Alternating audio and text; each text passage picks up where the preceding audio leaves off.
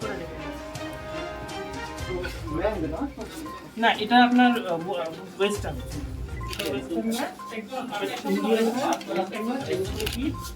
তারপরে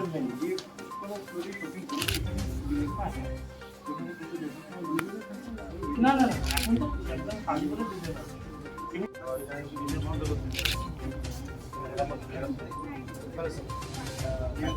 আমরা যে আলোচনা করলাম ওই দিন 2 দিন এটা করলাম, floor area, free floor area, এইগুলো কাউন্ট করলে হইতো না। এর বাইরে যেটা আছে এইভাবে কইয়া না এটা ঠান্ডা লাগতেছে মাছ ওইখানে এটা তো স্যার ওই দাম কাপড়ে মাছ না না আমি আমি এটা দেব মেডিকেল শপে মাছ লইলো না মেডিকেল শপে দেব আরে স্যার মেডিকেল শপে দেব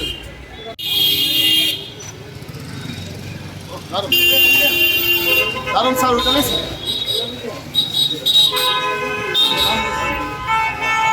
অনেক কি হইছে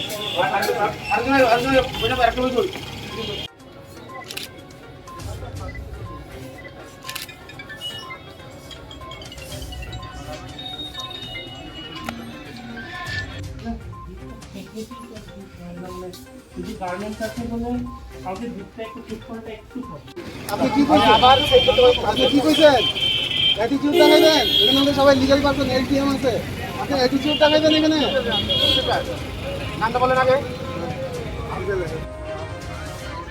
জানা আছে এর একটা পার্সেন্টেজ আপনাদের সামগ্রী দিয়ে বলছি বাকি যে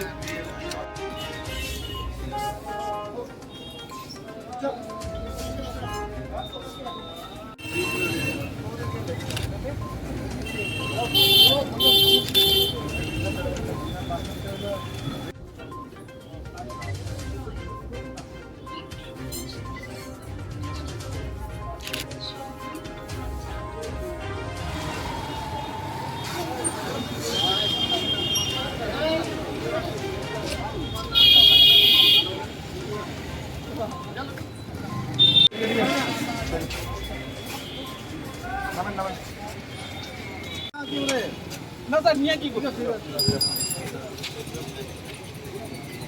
সুবিধা দাও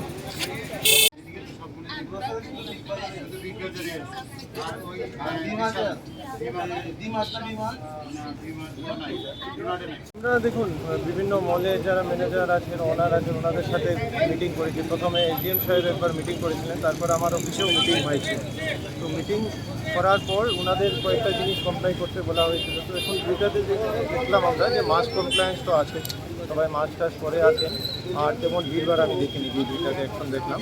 কিন্তু কয়েকটা সাইনেজ তাদেরকে স্পেশালি লাগানোর কথা বলা হয়েছিল, আর ক্যাশ কাউন্টার কয়েকটা বাড়ানোর কথা বলা হয়েছিল। ক্যাশ কাউন্টারেও ভিড় আমরা দেখিনি, বাট ওই যে ক্যাশ কাউন্টার আরও বাড়ানোর জন্য ইমিডিয়েটলি সেটা কালকে পর্যন্ত করে দেওয়ার জন্য বলা হয়েছে।